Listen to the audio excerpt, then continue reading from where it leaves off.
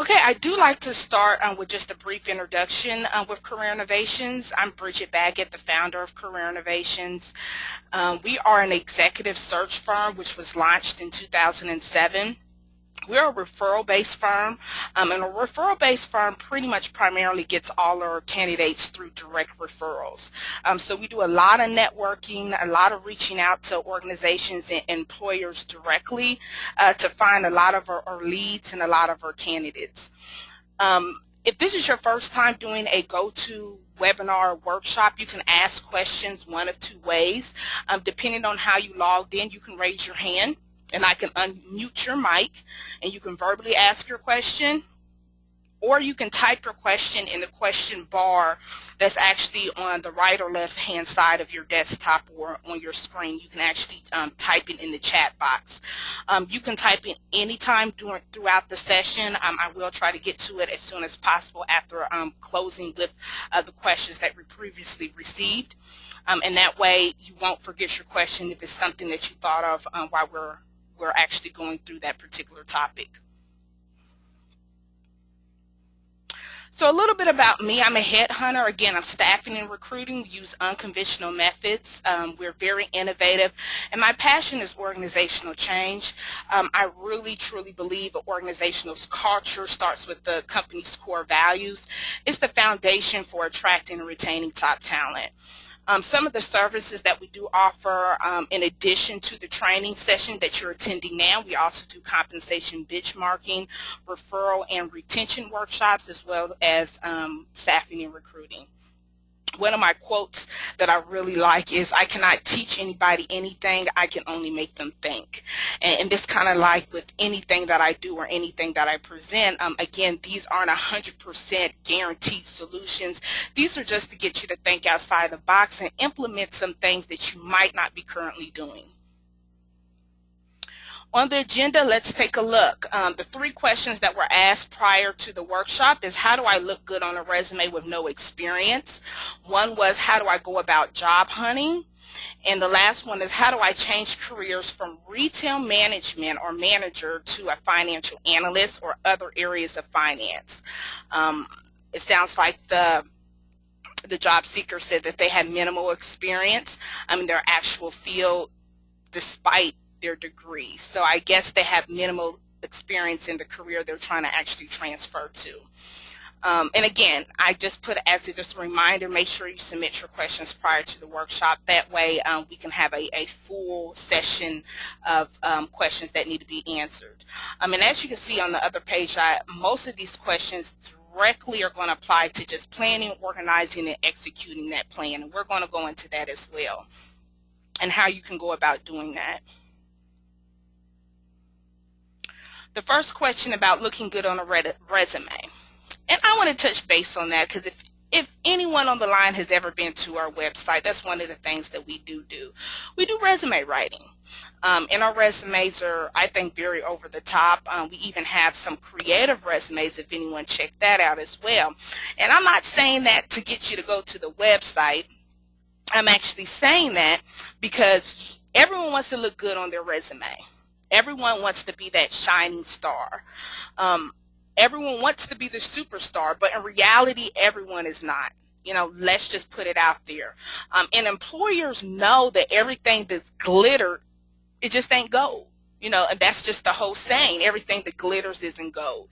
So you want to beware of just quote unquote looking good on your resume. You really want to have some substance behind that. That way they'll know that your intentions are true and your experience, though it may not be up to par, you're at least putting your cards on the table. And that's why the interview is so crucial. They will challenge you and see if you have the critical thinking skills they're looking for, and they want to make sure that you are the same you're the same person, or you're representing yourself as the same person in person as you do on paper. So it's really, you know, HR personnel, they've been doing this for so long. You know, you may catch a couple of rookies that don't know, but most HR personnel, hiring managers, anybody that's managed people kind of know all the tricks of the trade. So they kind of know when the resume's been fabricated. I'll just put it that way, or been embellished. So you want to make sure that when you put your resume together, you're using the CAR method. And I'm not going to go into debt what the CAR method is. That's something that we actually talk about in our Writing a Winning Resume workshop that we have. But I will tell you that CAR method stands for Conflict Action Resolution. So you want to be able to show a conflict that you had or you encountered, the action that you took, and the resolution that you took to resolve that particular problem. Many resumes I've seen look like job descriptions, pretty much look like, their job title, and these are the duties that were requested of me. And nowadays, especially since the economy is, getting better, people are starting higher, they have a little bit more money to spend, they're a little bit more conscious of how they're going to spend their money. So they're looking for someone that can bring a solution. You want to be able to answer, why should I hire you? So it goes beyond just having a good looking resume. You're going to have to be able to be very clear and be able to demonstrate your ability, strengths, and what you can do to bring some type of solution to their organization. Companies and organizations want value now. So you're going to have to find out, how can I be the solution? What are some challenges that you have resolved with your previous employer? Whether you are newly grad, hopefully you've had some type of internship, or if you've partnered up with some type of organization where you can actually speak upon your experience. And I know the saying, a lot of people have this "I don't have experience" cop-out. You do have experience, unless you're fresh, even a high school grad has some type of experience or some type of transferable skill. You're going to have to elaborate, on what you've done for organizations outside this is what I was hired to do, because that's really not nothing to brag about, because that's what you were hired to do. You want to talk about things that not only solved a problem, that were even over the top or beyond the call of duty. That's what employers are looking for. Not did you just meet expectations. If you exceeded them, how much? And how did you do it? And that's a lot of times, a lot of people leave the how out of their resume.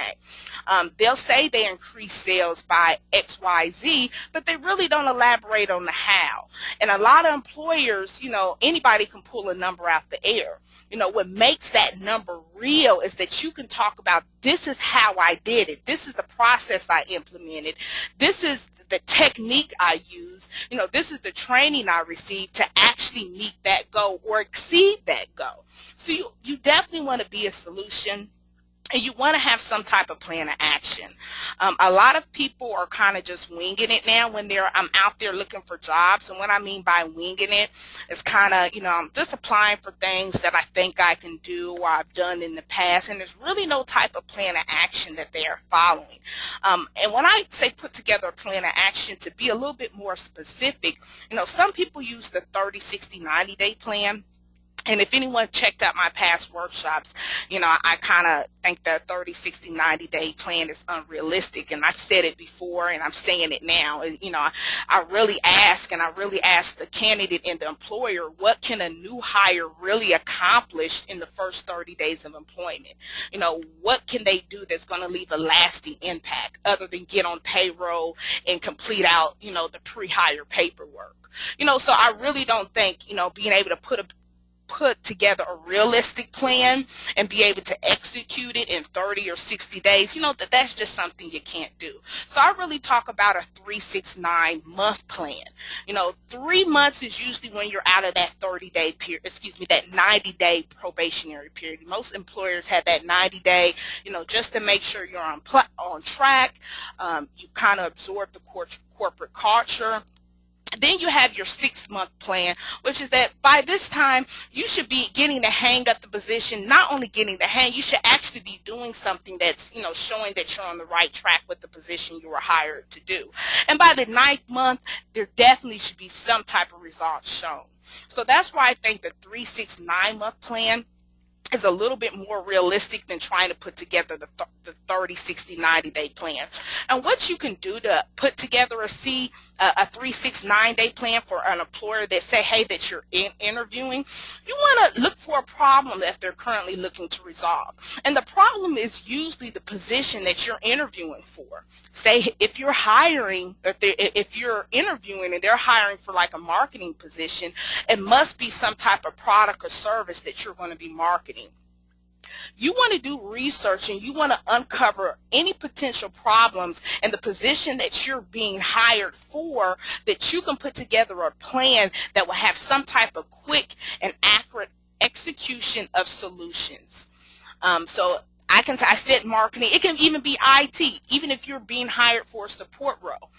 A support role means that you're going to be taking inbound calls, you're going to be fixing bugs, you're going to be taking complaining customers. Okay, put together a plan on how you're going to handle that and what can they see from you in the first 3 to 6, 9 months, and back that up with what you've done for other employers. So this is something that you need to put together in addition to your resume. So to answer the question, putting together a resume that just looks good, I can do that for you. But you want to actually be able to put something that's going to have some substance behind it.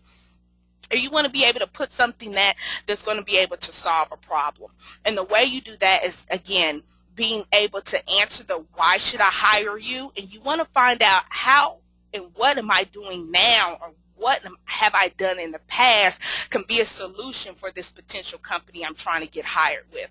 And that's going to include some type of plan of action.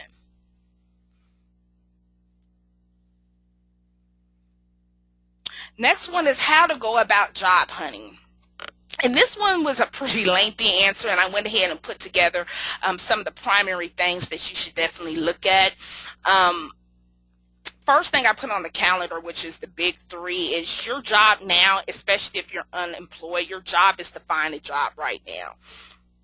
And that means getting out of your comfort zone. You need to get comfortable being uncomfortable, because you're going to have a lot of competition out there that's going to have the same degree as you, that's going to have the same experience as you, or more, or better. So you're going to have to get out that comfort zone, and you're going to have to start getting comfortable being uncomfortable. And I tell a lot of people, even when they're unemployed, to still get up as if they're going to work. I don't know how many candidates or people I've talked to that have been unemployed, they don't get up till 1 or 2 o'clock in the afternoon. And by the time they get up and get showered and ready to get on the phone, guess what? All the decision makers are going home for the day. You're starting to call these people either after lunch, and most executives or decision makers, some people, they go home after lunch, or they're not taking incoming calls after lunch, or their afternoon is filled with meetings. The best time to reach out to people is in the morning. That's pretty much the best time, because a lot of people get lost in the sauce throughout the day. So you really want to go through the motions as if you're still employed, and that does require just getting up as if you're going to work every morning.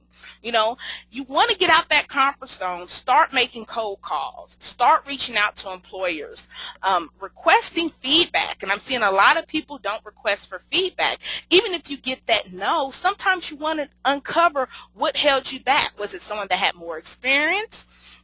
Was it something? And I understand there's some employers that when I give you a direct answer, most of them would say they're going with someone that had a better skill set or more experience, and they don't give you the detailed nitty-gritty answer on, this experience is what you were lacking. But you can actually go online and find out people that are currently doing the job that you're applying for and see how you measure up. Go out there, and if you're researching or you're applying to be a particular position, and I'm actually going to go into this with the career change question that was asked, you need to go and look at people that are doing that same position, that are working for these companies that you're applying for, and seeing what are they bringing to the table. And sometimes it can be a reality check. I've seen companies that are very demanding, and a lot of people fall short of the requirements. Not that they post, but they actually hire, and that's a difference. And, I hate to say that sometimes they post they desire this and they desire that, and they actually hire people that exceed just the bare minimum requirements.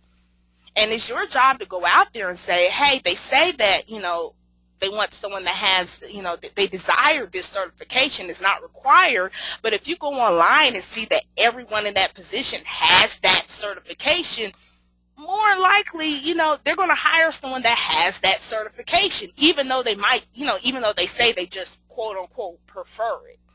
So you definitely want to go and see how you measure up with the competition. First thing on job hunting is basically looking for putting together some type of preliminary plan. Outline what you're going to do and how you're going to execute this. This starts with just being able to do some type of self-assessment. And when I mean self-assessment, this is just taking a look at what you're looking for in your next career move. Right now, you're in the best place that you're going to be if you're unemployed, because I know some people that are employed and they're looking for a job can become very overwhelming, and sometimes their place of employment can make it very hard for them to actually even look for a job. I know one client or candidate I was working with, she was working, 50 plus hours a week, and she could not come up for breath to even look for a job. They kept her so busy that any extra time she had was to sleep. So most of the time, and I even tell people that are unemployed, you're in a good place because your time is not tied up with a 9 to 5. So this is the time to really step back, take a look. What are your overall career goals? Where are you trying to be? Not now, not for this paycheck next week or next month or next year, but overall, where do you see yourself career-wise?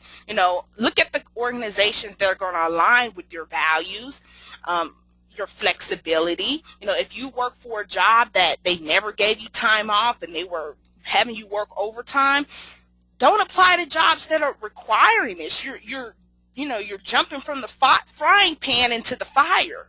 That's what my mom said, used to say to me. But, that's really what you're doing. You're putting yourself in that same position to make yourself a job seeker in the next 6 to 12 months later. So you want to make sure that you're taking this time to really, be clear about what you're looking for and what you want to move forward to. Then you want to put together some marketing plan, and this is actually going to go around with researching your goals. Once you're able to find out what you want to do, you want to be able to put together some type of marketing plan, which means, how are you going to market yourself? Of course, resumes and things like that are mandatory, but how are you going to be different from everyone else that's using a resume? You also want to find out ways that you can market yourself offline. A lot of people don't take advantage with some of the networking events, some of the associations that are in your industry. A lot of people don't take advantage of these, and most of these events I've seen, especially if you're on Eventbrite or any of these other event websites, these are free events that you can attend, and if they aren't, they're usually, have a very minimal price to them. So you definitely want to find events and things that you can do to market yourself and research the tools that you can use to get yourself out there. And that's when you're going to actually start to build relationships, not only with decision makers, but people that are in the industry.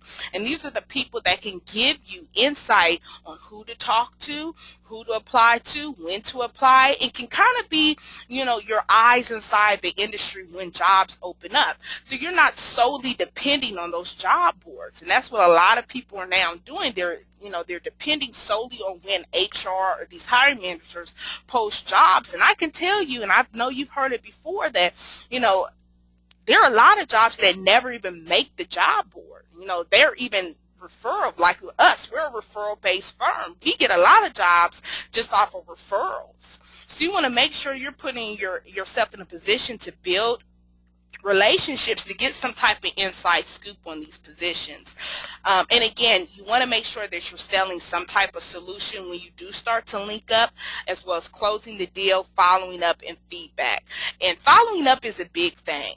And I tell people about following up all the time, and especially when you go to these events and you meet these new people. It's more than just collecting business cards, and that's what a lot of people do when they go to these job fairs and these events. They just have a bulk of business cards with people they never reach out to, or you don't want to become that person that you reach out only when you're in need of something. I have a mailing list, and you can get chip mail, or one of them that's free. I think it's free for 500 contacts. I'm a business, so of course I need something bigger for it. But for an individual, I think 500 contacts is more than enough. That you can just start sending newsletters out and sending just automated hellos and how are you doing, or checking up on people, because the last thing people just don't want to see an email come across or a phone call coming across. Oh, this is so and so. What do they want? And I've seen people do it because they know, hey, this person only calls when they want something or need something. So you don't want to be the person that rears their head in the time of need. You also want to build some type of connection, so when you do need something, these people have built a bond with you, and they're going to be more than happy to help. Again, you want to also uncover the companies you want to work for, looking at the company's culture, looking how a company treats their employees, and the overall company reputation. I know some people take on positions once they get in there, oh, it's not what I expected. There's too many resources out there that can uncover sheep in wolf's clothing. You have Glassdoor, Indeed, LinkedIn. You have so many resources that employees that tell you exactly what to expect. And that also goes with, like I said, connecting with people that already work with these organizations, either through being mentorship. Connect with these people just to pick their brain. And I know that a lot of employees are delighted to help someone that may be looking for a position inside their organization. But guess what? No one ever reaches out to them. So don't always look for the decision maker. Look for someone that, hey, for a position out, I'm looking to get in a role similar to yours. Could you tell me your journey? Could you tell me how you got here? What were some of the things that you've done? So that's why I said finding a job actually becomes a job, because it's more than just applying to a position online. And I have a lot of people on the line, and that's what they've been doing, and it doesn't work, or it's not as effective as this.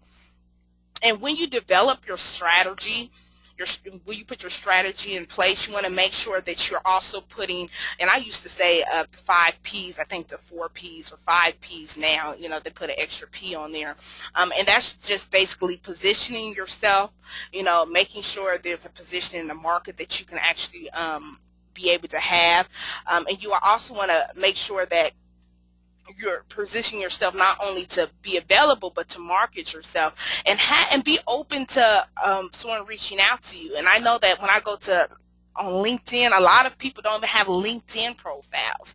98%, I've read the numbers, are using LinkedIn. 98% of employers are using LinkedIn. I don't know where the 2% is. I never met them, and which means I never ran into an employer that is not on LinkedIn or hasn't used LinkedIn.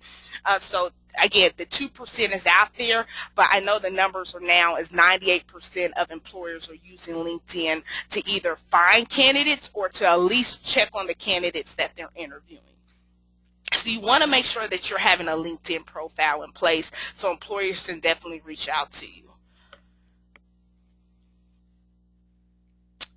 Career change, no experience. This is the last question that I had. Again, this one was, how do I change careers from a retail manager to a financial analyst? Basically, the person has minimal experience in the actual field despite my degree. So when you say despite my degree, I'm thinking that you have a degree in, I guess, the financial sector, but you're not using it, so even though you have a degree in it, you don't have any actual experience in that field. And it sounds like right now you're a retail manager. First, you want to look at why the change. And I know how rhetorical and how silly that question may sound to you, why the change. And I ask people that because I want to make sure they're making a career change for the right reason. You got the degree in this particular field for a reason. Did that passion come back? What happened? And the reason why I ask that, I work with people that change careers for the wrong reason. And when I mean the wrong reason, it may be the hot job right now, or maybe, it's just a reason that when they get in there is not what it's cracked up to be. So that's why I really want you to ask yourself, why the change? What's pushing the change to this position? Not to say don't do the change, but make sure that when you make the change, you're doing it for the right reasons and you're going to be happy with it. You want to look at your transferable skills. That's the first thing I tell anyone, is to look at the skill set they currently have. And this goes back to any job that you have that you may not have experience in. Something that you're doing now still relates to the job that you're trying to do. That's what transferable skills are. So you want to look at any type of transferable skills that you may have that you can transfer to this financial sector. You also want to have some type of flexibility, and that's why I have the plane and the passport up there, because you'll be amazed how many people want these positions but aren't willing to be flexible. These positions that you may have may not be in your backyard. And I have a lot of people that I can give them the perfect position, but guess what? They can't interview for it. They're not open to relocating for it. And, so it doesn't become a position they actually can pursue. So you want to actually look at your flexibility. Are you flexible? And that even means flexible in pay. So if you've been doing retail management for a very, very long time and you're trying to go into the financial sector, you're going to have to probably take a pay cut. Are you willing to do that? Can you survive on that? And this is a question that you have to take seriously and really evaluate where you are on an economic standpoint and say, hey, can I make this move and take a $20,000 or $30,000 pay cut, or where you are now, considering where you want to be. And that's something that you're really going to have to take a look at. And there's some people that just boggles their mind, thinking that if they're on a manager and director level now and they make this career change and they automatically think they're going to get this manager and director level position. It doesn't work that way. Most of the people that are in these executive positions have a track record of doing this for 10, 15, 20 years. And they're not going to hire someone that, that may not even been exposed to the industry and give them that same position and that same compensation. So you really want to be realistic with this as well. And that's what I say. You want to consider an entry-level position, and in the meantime, and even when you're working to consider working an entry-level position, you want to actually get the experience. And I know a lot of people say, well, I don't have the experience. You're going to have to find a way to either volunteer, find a mentor, do something that's going to expose you to that industry. And that may include getting an entry-level position. That may be how you gain your experience. But you do want to get some type of know-how of this. And the reason why is financial analysts, anything with finance anyway, they want someone that's been exposed and have some type of experience, because you're dealing with money, you're dealing with finances, and they want to make sure, this is with anything, they want to make sure you know what you're doing. So, even when people come out of grad school or even undergrad and they have a financial degree, they don't throw them in the fire at these firms. Most of the time they're shadowing with senior analysts, and they're actually shadowing with people that have been in the industry for a while to get the hang of what the process is and how their firm works. So you want to make sure you're getting the experience. Look at some options that are out there that you can do, programs. Sometimes there's certifications that you can take that get you exposed to so many hours in the industry. You can be doing that while you're actually at your current job. So say you haven't made that leap of faith yet and you still want to get experience and start to expose yourself, look for certifications or training programs out there that you can do on your downtime to get that experience. So when you do decide to apply for jobs, you can have something on there in addition to your transferable skills. So you do want to do that as well. So those are the top things I think you should do when considering a career change: is your transferable skills, your flexibility. You want to make sure that you get experience, and you're going to have to consider an entry-level position or taking a pay cut. So you want to look at that as well. Okay, we're at 7:35, and I usually open the lines up around this time, 7:35, 7:45, to give people the opportunity to ask questions. So if you have a question, please raise your hand or type it below. I definitely will answer that question at the end, or answer it now, I should say. Let me put this on the next slide. And while I'm answering questions, my contact information is posted. You can take a look at that. If you have any follow-up feedback that you like, you definitely can shoot me an email. We're all on these social media outlets. So if you're on LinkedIn, Twitter, Facebook, or Pinterest, definitely look us up by name, or you can link up with me directly on LinkedIn by typing in my first and last name. My contact information, if you want to book an appointment and you want to talk one-on-one, go online and you can click the link that's on the home page that says book an appointment or schedule an appointment, and we can set up a time to talk one-on-one. Our workshops coming up for June are listed as well. I'm not going to name them all, but you can actually see it on the slide. If you're interested, you can actually go online and take a look at any of the workshops that may interest you as well. And one of them was the one that I did mention, writing a winning resume. So if you're looking to get a little bit more in depth with making your resume stand out other than just making it look good. Let me see the first question that I do have.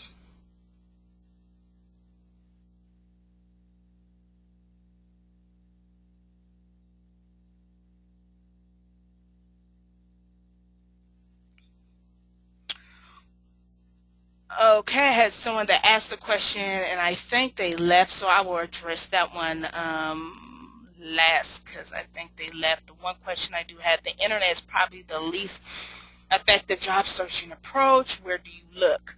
Okay, if you're looking online, I wouldn't say it's the least. It's just very, what's the word, saturated. No, I wouldn't say it's the least. I would just say it's very saturated. People are getting results online, so I would be telling a fib if I said, no one's getting results. It's just very, very saturated and very, very competitive, because you have to remember that you're having you and 2 to 500 other people that look like you and have the same credentials like you applying for the same position. So what I mean is unplug, go offline, which means start networking, joining industry-related associations in your industry.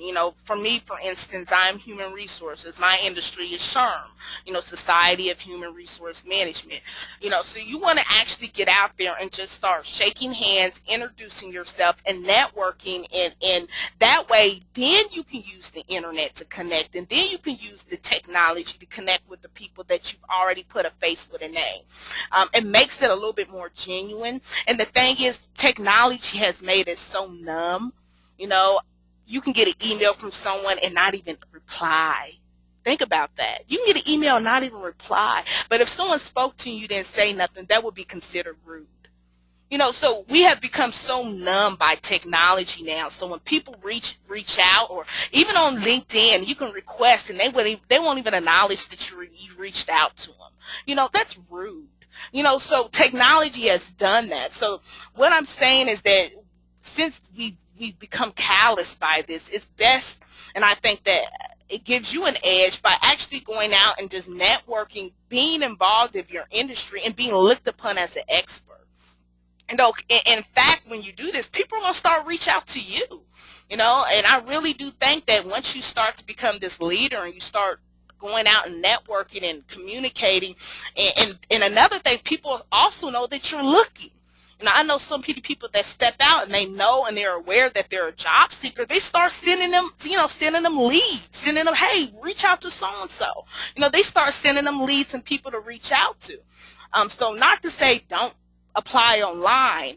I really think that, in combination with online, you definitely should also unplug and actually start to communicate on a face-to-face basis, and just put names with a face and phone numbers and pick up the phone and just talk to people. You'll be amazed what leads they'll lead you to. Next question was, how do you go about explaining multiple gaps on your resume? When you go around explain, the reason why, first you want to have some reason why there are gaps, and I don't know the reason why you have gaps. I know some people either were taking care of a sick family member, or I had one that was on maternity leave, or someone went back to school, or they were just laid off. I was unemployed for this time. If you have, depending on how big the gaps are, you should be able to tell a story with those gaps, with what were you doing in that time. And sometime in those times you weren't working should be sometime you were doing some type of self-enrichment. And I know a lot of people that were unemployed for so long, they either went back to school, they did something that actually filled in that gap. I think, I'm sorry, I got sidetracked with a question. They find some way to fill that gap in. So when you talk about this gap and they bring it up, you want to be very straightforward. You don't want to lie about it. I know some people that just flat out lie. You want to be very truthful. And if it's something personal, like if it was a health issue or something personal that you don't want to get into, just let them know that, hey, this was a personal issue that I had to take care of. This has been resolved, but in that time I was doing X, Y, and Z. And somewhere in there, either you did some volunteer work, you did something that you can put in there that it may not have been a job that you got paid for, or you got some actual monetary payment, but it shows that you are at least active. You are keeping yourself active. And I tell people this all the time. Even if they go on some type of hiatus, that they went off to school, or they traveled, or they did something, make it relate to the job that you're trying to apply to. Even when they went to school, they went and did this to sharpen their XYZ skills. You want to make it always relate back to what you're applying for and how it's made you a better person. And especially, I'm thinking the gaps were probably related to being unemployed. And if the unemployment was no fault of your own. And nowadays, being honest with you, employers are much more sympathetic to people that were out of work. They know that people that are applying are going to have gaps in their resume. They know what happened to the economy, and people were out of work for months at a time. So they're not really holding that against a lot of people now. And I'm seeing that when employers, they're not saying, well, this person was out of work for X, Y, Z. They kind of know, well, yeah, that was the time where, the economy wasn't doing too good, and half the time their company had to lay people off as well. So they're a little bit more sympathetic, and they're starting to show some type of empathy for people that actually do have gaps on their resume. But as long as you're very direct with it, you're very open and honest, I don't see that's a problem. And hopefully, if you have some way to fill in the time that you weren't working with either volunteer work, school, something, that also is a plus as well. And I hope that answers your question. Next question is, you're welcome. Thank you for the career search insight. What is the best way to contact recruiters from individual companies or for specific jobs? If you're reaching out to an employer, the first thing that you want to be able to do, or a recruiter, I should say, the first thing you want to do is, that's an icebreaker right there. Tell them that you're looking at a position job or a job that they have posted. They're trying to fill these positions, so they're not going to not respond. Most of the time, they're trying to fill these positions as fast as possible. So if you're going to reach out, I definitely, if you have a number, reach out via phone. If you're finding these recruiters on, say LinkedIn or on job boards, shoot them an email. Most of the time, recruiters are very open about posting their email either with the job or on their LinkedIn profile. And I've seen a lot of recruiters actually put it on their header, like they'll have their name, and after their name they have their, their entire email address. So many recruiters are open about you reaching out to them. It makes their job much more easier because they don't have to go down and hunt you down. So if you're going to reach out to them, I definitely will, open up if it's an email with a warm email, introducing yourself, recognizing positions they have available, put in a couple solution points or selling points. I call them solution points, but also put in, how you'll be able to be a solution for this position that they're offering, and see what's the best time to reach out to them, the best time that you can connect, either via phone, if it's locally, in person, because most of these bigger firms, they have actually brick and mortar buildings that you can meet up with people. So nothing beats a face-to-face. So you definitely want to see, again, address it like that, introduce yourself, acknowledge the position, and get quick to the call of action. I call it a call of action. When's the best time that we can talk? What's your availability? And get them to give you a time that they can pick up the phone, or you guys can do a face-to-face.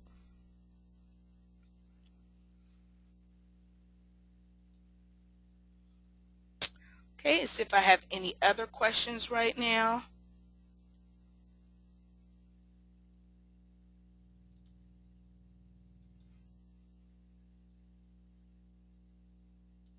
Okay, I don't see any other questions right now.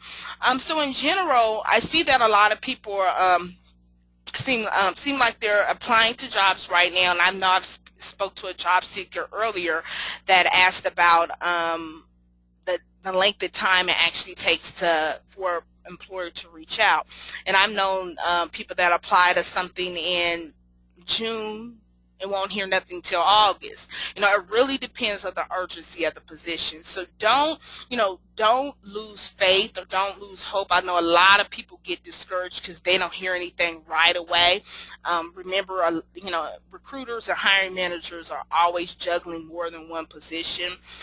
So it may take time. And also check back to make sure the position's not closed. So some people are waiting for an email they'll never receive. And again, I also say employers drop the ball there because they don't communicate saying that, hey, either the position's been closed or filled, so it has job seekers waiting. But also, so you can actually have a peace of mind, go back to see if that position's still open. So that way you'll know, okay, they filled the position, it's no longer posted, so you won't be waiting for a call back, or you won't be reaching out to people for a position that's been closed, 2 or 3 weeks ago. And I tell people that before you reach out, make sure that position's still available. You don't want to waste your time. Okay, well, I don't see any more questions tonight. At the end of this particular workshop, when you close your browser, a survey is going to pop up. If you could take the survey is nothing but 10 questions. It's Q&A. It's multiple choice questions, or you can select. You really don't have to type it. I think a couple of them you just do type about how you felt about the workshop. So I definitely would love your feedback on, what we've done good, what can we improve on, other topics that you'd like to see next time. Would you attend another workshop? Just make sure that we're on the right track. And I think I put this over here so you can see it. I didn't mean to do that. I was trying to get it out the way so I can see my slide, but you can see it now. So yeah, definitely see what you say. Is there a website that lists recruiters? There's not a website that lists recruiters directly. If you want a recruiter, I wouldn't say recruiter list, but if you want to know recruiters in your area, the best way to do it, and if you're on LinkedIn, this is amazing. If you log on to LinkedIn, do a search on the type of recruiter that you want, or the type of industry that you want is probably better. And you don't have to have a paid account to do this. If you have a free or basic account, you can do this. You do a filter. You actually filter it down to demographics, so you're not getting everyone in the world. You're either getting it just in the U.S. And I know some people that if you're flexible, that you can move anywhere. Hey, you don't have to worry about relocation is not a problem. You can do it on a U.S. or global or national level. But if you want to filter it, you can filter it down to you can even filter it down to the cities and states that you'll like to relocate to, and then put in keywords. And when you put in keywords, all the people that recruit for those keywords or have some type of recruiting or HR affiliate with those keywords will pop up. And that way you'll know who a recruiter is, who's a talent acquisition manager, you'll know who to reach out to directly. And most of the time you can tell whether it's an actual company or a recruiting firm. And if you don't know, you can click on it and it'll take you to the company profile, and that'll tell you if they're in the staffing industry or they're actually a company. Not to say staffing companies aren't, but you can know if you're actually dealing with the source or a third party. So you can do it that way. I don't have a list because keep in mind recruiters change all the time. This is the industry where you have recruiters that are in and out all the time, so you don't know. So the list will always change. So the best bet is to go on LinkedIn and do that filter search for people in your area, and it'll pull up all the recruiters in your area and your industry. And I hope that helps you. Okay, I don't see any more questions tonight. And again, when you log off, definitely take that survey. And next week we do it again, 7 to 8 o'clock Eastern Standard Time. And I have more questions with more answers. Thank you so much and have a great night.